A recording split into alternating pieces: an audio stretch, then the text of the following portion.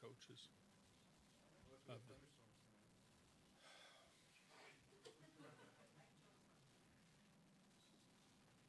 then I don't know what the schedule would be.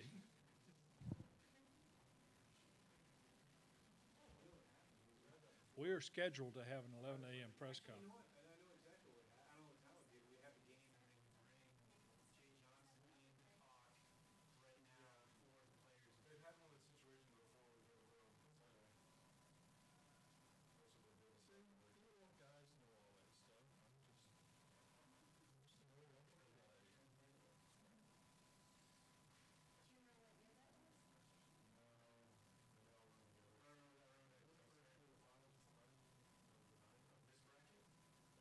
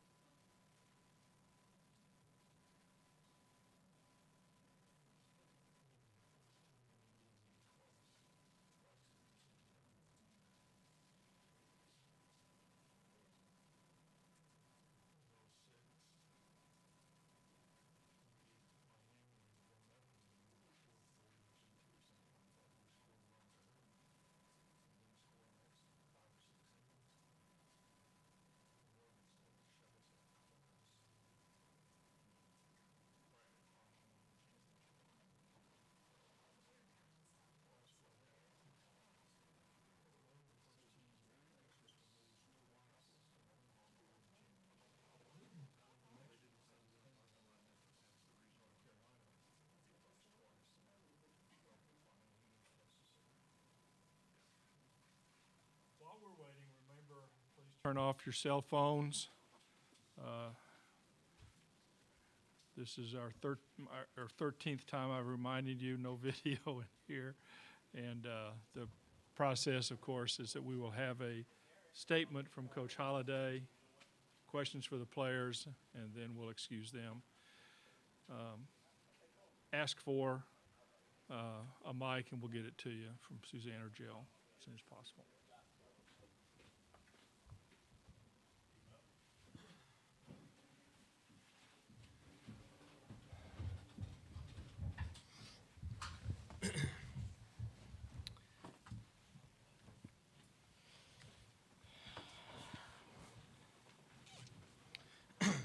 Josh, we'll start off once again with an overview, Yeah, please. thank you. Congratulations, Arizona. They took a tough road through the bracket, and compliments to their kids for coming back after losing a ball game and beating us a couple times there. That's not an easy thing to do, so hats off to Arizona.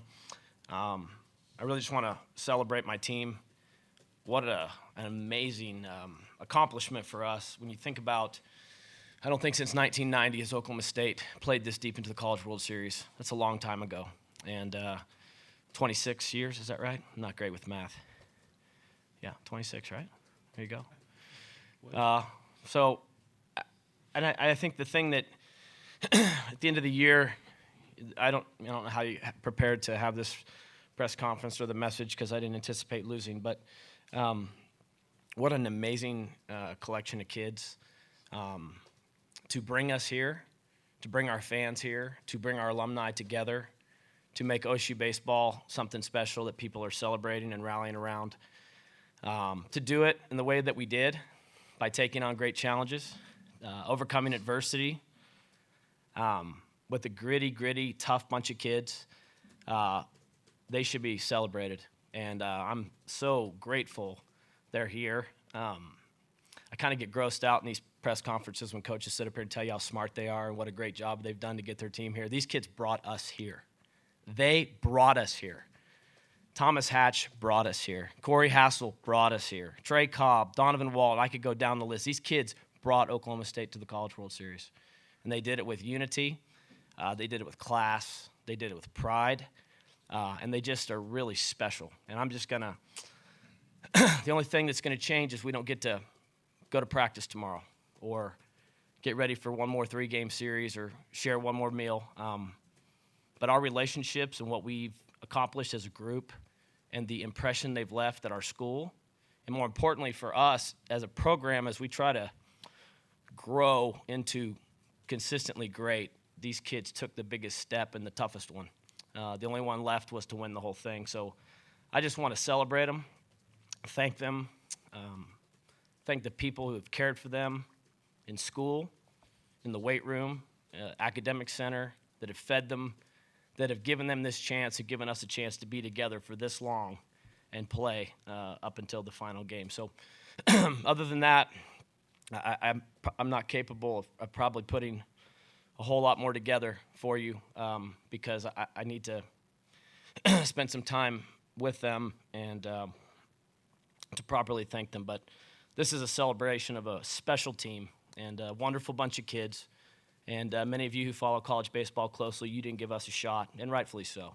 There were times this year we weren't very good, but we finished good, and we finished because of these kids and their hearts, and they showed you down the stretch they were made of the right stuff as we thought we were early, and it was a journey. And these guys know now you can get through anything if you've got strong relationships and care for one another. And the way they played the last 20 games showed you the true colors of these kids. And so I'm very proud of them for that, and I'm proud that they're here at the College World Series where we can thank them appropriately and say goodbye to them. Okay, let's start with questions for the players. Okay. Aaron, we'll start with you here. We'll get you. Aaron Fitt with you in baseball for both of you guys. I understand there was an awful lot of hugging going on out there in the field, and how do you say goodbye, and what was said between you guys out there on the field? I wasn't saying goodbye, but more of a, this will be the last time we suit up together.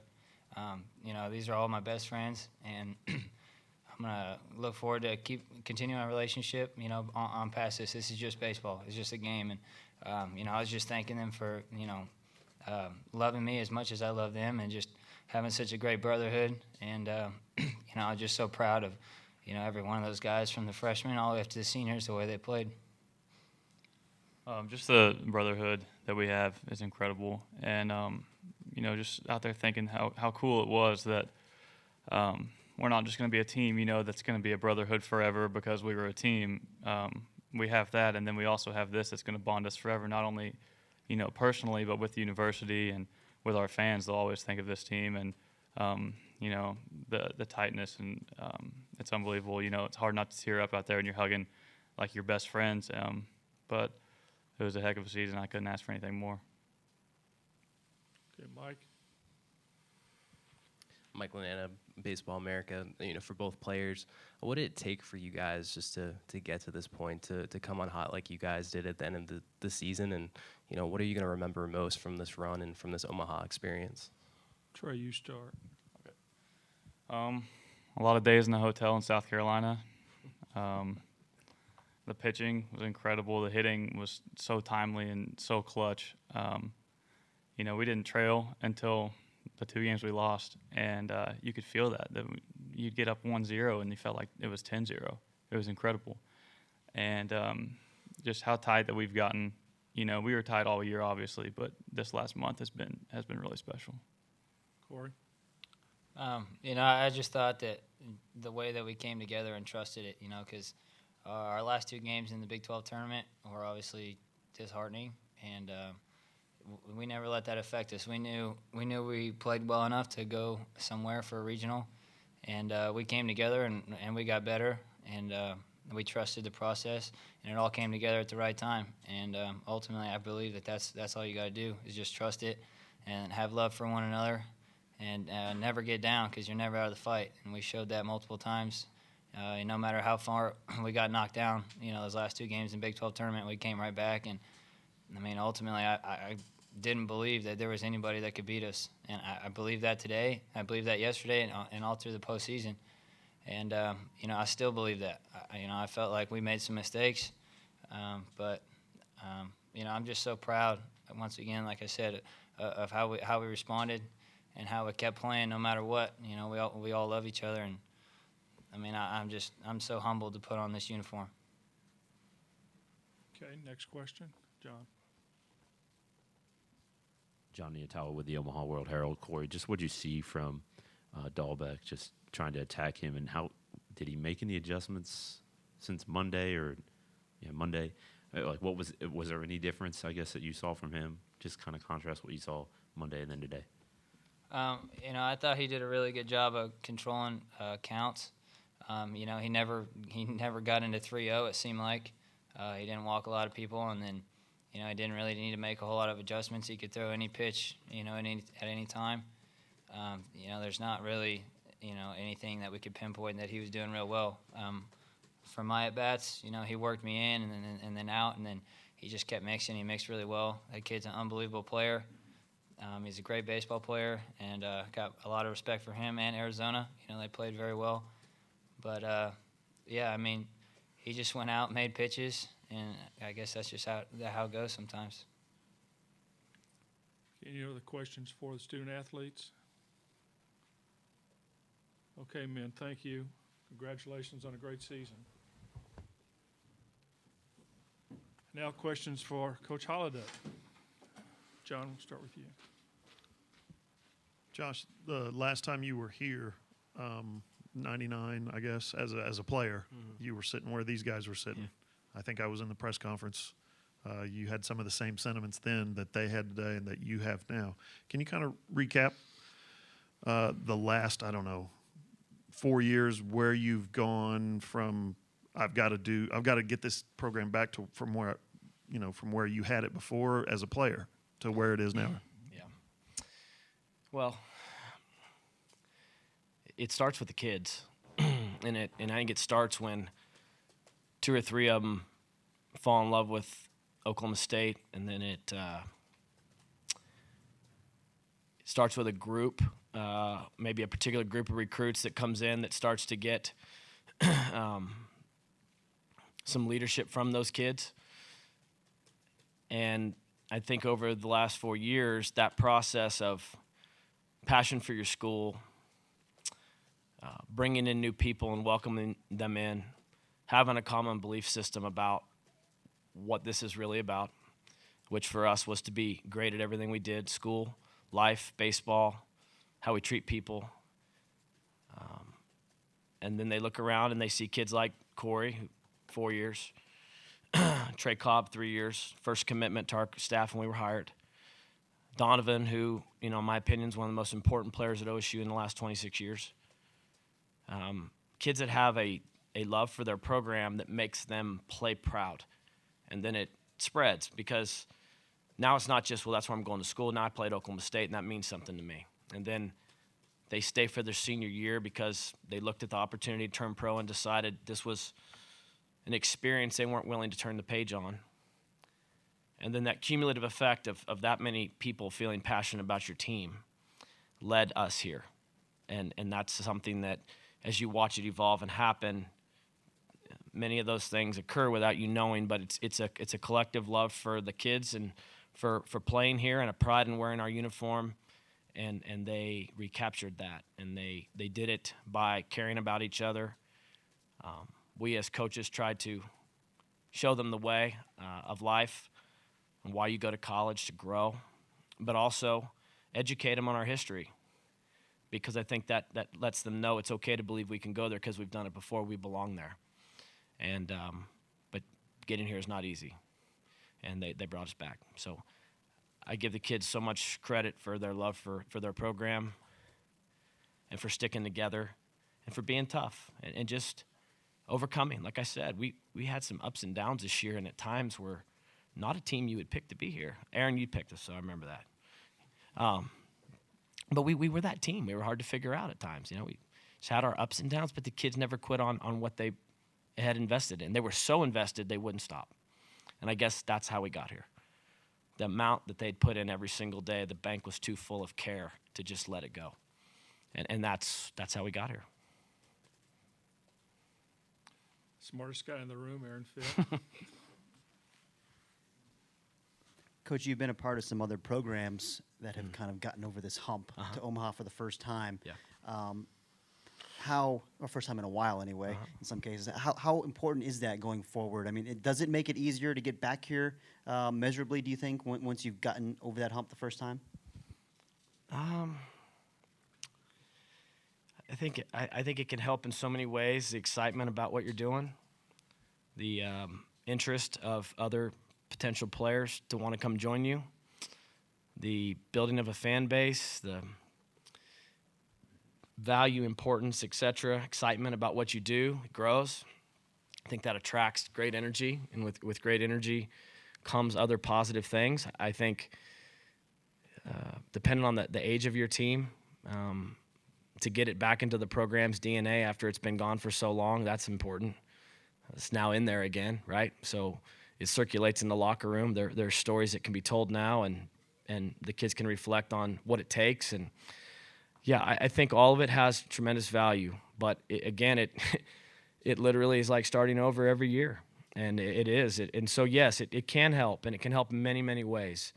And I think taught us to get to the end. What we did is we just got in the moment, played each pitch for about 25 straight days, and the kids did a beautiful job of doing it. And now we'll start back over, and you guys know that. You know how teams turn over, and the teams that make it here consistently, I tip my cap to them. What a remarkable job. I look at what TCU's doing. What a special 3 years in a row, a lot of turnover. You just say, okay, that's special. It's hard to do. And when teams come back year after year. So, yes, I do think it helps. And I think it helps for all the ancillary reasons that help continue to grow your program. Okay, John. Second day in a row, your starting pitching didn't hold up. Thomas, best pitcher in the Big 12, and on and on and on, and he was so good last week. Didn't have it today. What do you think happened? I think Thomas pitched us here. I think he pitched us all the way here, and we certainly enjoyed the ride that he took us on. He might have elevated a few balls today. they're a very good offensive team. They're similar to the Texas Tech, TCU offensive squads that we saw in our league, where when you play them for a 3-game series, the lineup is good 1 through 9. They can run, they bunt, they can hit. They did not miss mistakes. They're a good team. They didn't get here by accident. Those guys can hit. But I tell you what, Thomas Hatch, what a remarkable season. Conference Pitcher of the Year. He missed last season due to injury. He bounced back and became an ace and a first-team All-American and Big 12 Pitcher of the Year. And, I mean, I just can't tell you how proud I am of him and what he did for OSU baseball because, again, that kid walked in and twirled big-time games at big-time moments that allowed this team to continue to get here. And we, man, I'm really proud of him and wouldn't be here without that kid. And what a great compliment to him for setting such an amazingly high standard that pitching complete game shutouts, 4 or 5 times this year against some of the best teams in the country. What a remarkable season. This will be our last question for this session. There. Eric Sorensen, D1 Baseball. Kind of looking beyond today, what's the next evolutionary step for your program? Is it building the new stadium? Is it keeping the coaching staff together or changing in recruiting at all? Or what do you look forward with? Man. Oh, man. It started with kids when we got here, and it's still with kids. It's just continuing to learn more about how to get the most out of the kids and attracting other special kids to come join us to help strengthen us. I think college baseball and coaching is about the building up of kids so they can be their very best and do things that you didn't know they could do and they didn't know they could do. And we've been able to see that out of some kids over the last 4 years. And I think if we can continue to find the right kids and more of them, then the potential of our group is limitless. And all the nice things that we can do alongside it, as you mentioned, to enhance our program for long-term success is certainly something we want to do, no question. But we got here by focusing on kids, and I think that's who we are. And we want to continue to find the best ways to train, teach, coach, and develop these kids so that more stories like Thomas Hatch this year, who didn't pitch last year, can keep happening. And I have unbelievable coaches who I'd be the first one to sit here and tell you deserve so much of the credit for the success of the team. And yes, your coaching staff is the heartbeat of that attack on building kids up and taking care of them and building your program. So they're of amazing importance to us. And I think it's pretty clear across the country that facilitators are nice and they help. But I've said this, we focus on the things you can control, and that's what you do in your house, and how you take care of each other and look out for one another is something that we feel quite passionate about, and that will continue to be how we put these kids together and try to build them. It's a real thrill to see them here. Like I said, I'm so proud of them for what they did for us. They gave us about 4 weeks of just an unbelievable ride. So, we'll focus on kids, growing kids, making them better, and making our program so strong through them that the other things will take care of themselves. Josh, thank you again. Congratulations Thank you. on a great season. Thank you.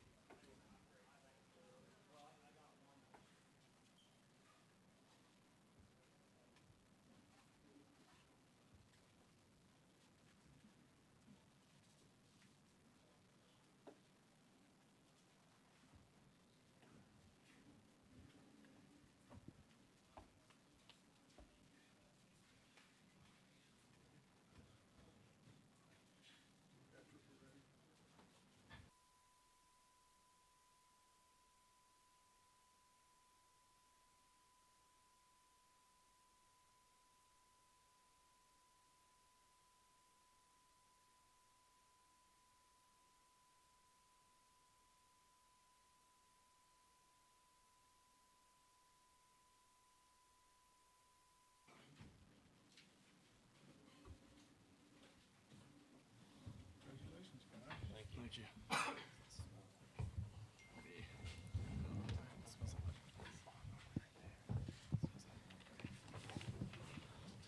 Once again, turn off your cell phones, and we'll first have a overview.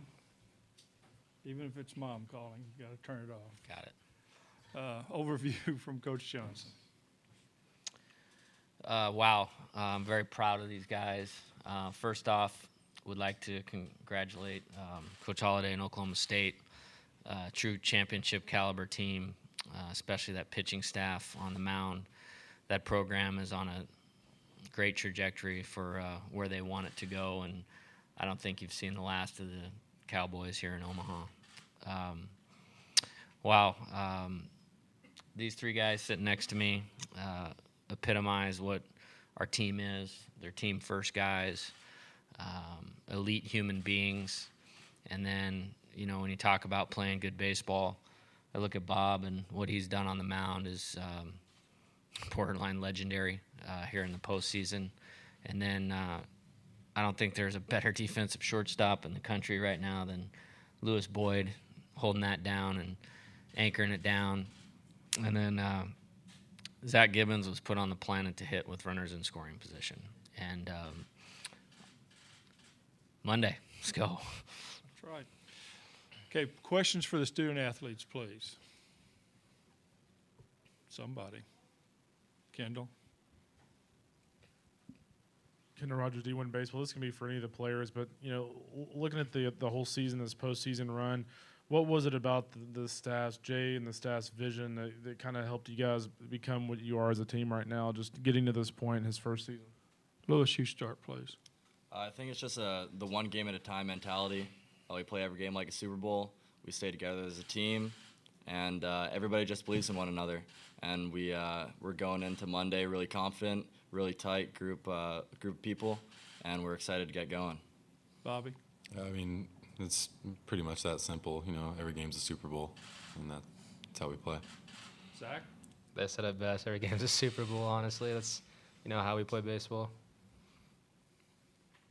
Okay, Mike? Mike Lanana, Baseball America. Bobby, your coach just said what you've been doing this postseason is borderline legendary. I mean, what's been going right for you out there? What was going right today, and what was kind of your approach, and obviously a very big game today? You know, just didn't try to change or differ from what I did the first time I faced them because it worked the first time, and I knew the offense would, you know, come back strong just like yesterday. So I was trying to be down in the zone. Probably didn't even have my best stuff today, but you know, just sinking the ball a little bit more and staying low. Aaron Fitt, D1 Baseball. Bobby, I think Coach said yesterday that the infield defense in particular was playing at a Hall of Fame level.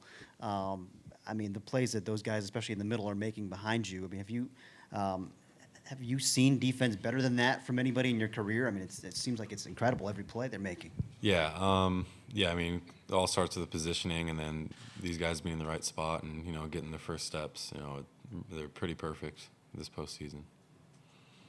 John Nidhall with the Omaha World Herald. Bobby, I was just going to ask you, you said that you didn't want to change because it worked against Oklahoma State on Monday, but was there a concern at all that they might adjust?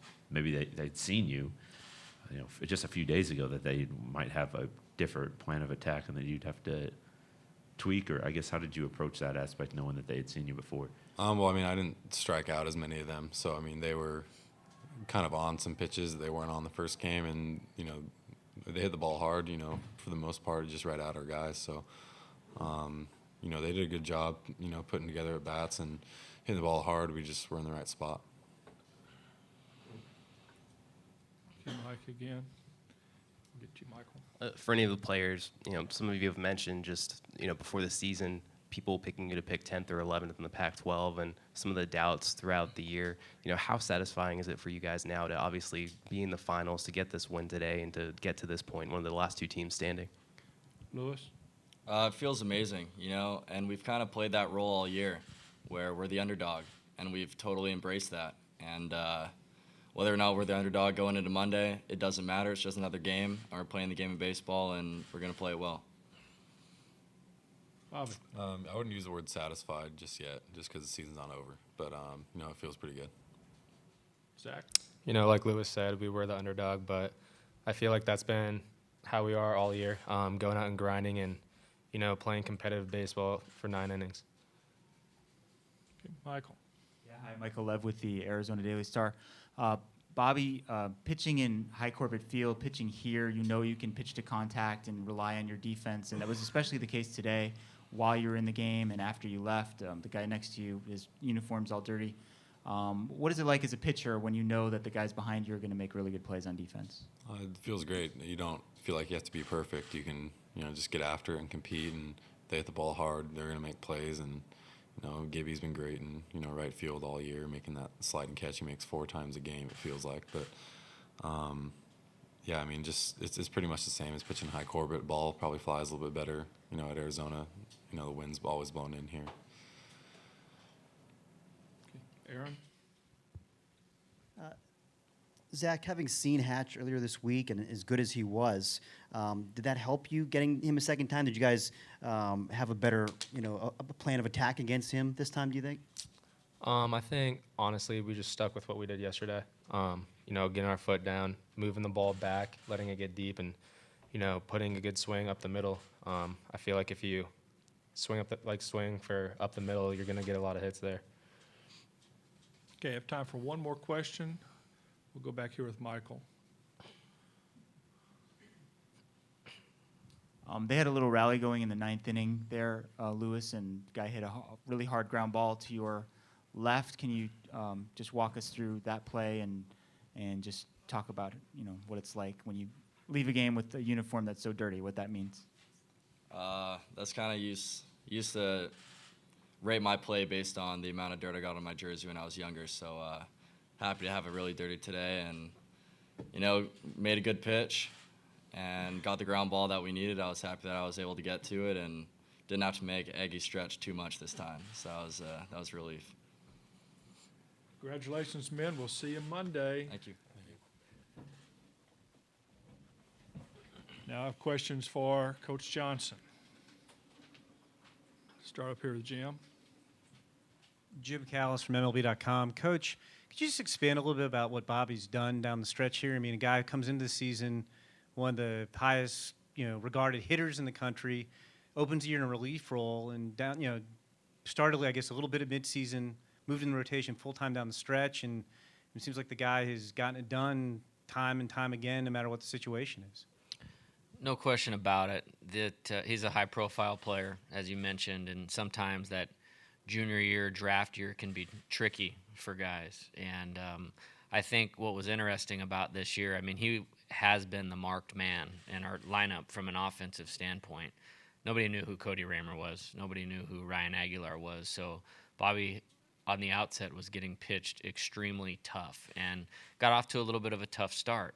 I think the story in this whole thing is his character and his perseverance offensively, and he's been huge for us offensively in the postseason. The team first thing on the mound, we didn't know what we had when we were starting the year with the whole picture. And we sat down in the office as coaches and said, okay, we're playing Rice opening weekend. We're going to the Tony Gwynn Classic the second weekend. We have our tournament the third weekend, which had 2 40-win teams in it. Cal State Fullerton was the home opener. If we have a chance to win one game, we're going to put him in the game, and he's going to close it out.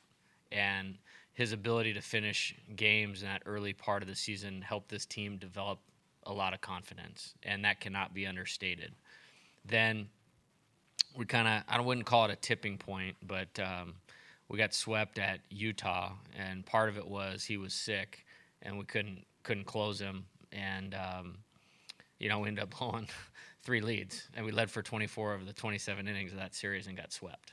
And Monday we had a game against BYU, who was like 25-4 at the time, and he was healthy, and he started and gave us a spectacular performance. And from that point forward, it was hard to take him out of the rotation. We went back and forth with start, close, and he's performed at a special level. And then we kind of talked about once we got to the postseason that that was going to be an X factor of getting him into the rotation, and beat a Sam Houston State team that was really, really good, program on the rise. The Starkville outing, I'll never forget that the rest of my life. I mean, that was as good as it gets. And then, lost a tough 1-0 game here, and, obviously did that today. So I know I just gave you like a 3-minute answer, and I could talk for 30 minutes about it because that's how important he's been to this team. Back here to John. Yeah, Coach, it's funny. He's just kind of shrugged it off like, oh, it's no big deal. I just didn't do anything different than I did on Monday. But facing the same team twice in 1 week, it's not easy. How difficult, from your vantage point, is that? And just what did you see from him today? Did he kind of just do the same thing that he did Monday? Well, I'm pretty sure the Giants, the Padres, and the Diamondbacks get to face Clayton Kershaw like 4 times a year, and he seems to do okay. And when you get a special outing or a special guy like that, it strikes, it's low strikes, it's in and out, up and down with the fastball, it's changing speeds. He's a great athlete. I mean, he fields his position well. You can't bunt. He's quick to the plate. It's hard to score runs off a guy like that, and it's hard for us to score runs off their couple guys like that because they have them too. And I just think he's a complete pitcher. I think he's one of those rare guys that if that's the direction he was going, he'd be in the big leagues pretty fast. And I'm confident when you look at his makeup and the ability that you put with it, it's a pretty special talent. Okay, Michael?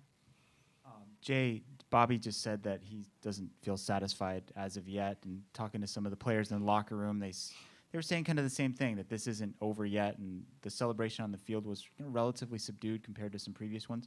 Was that a message that you relayed to them, or just a sense that you get from them that they feel like they're not finished yet?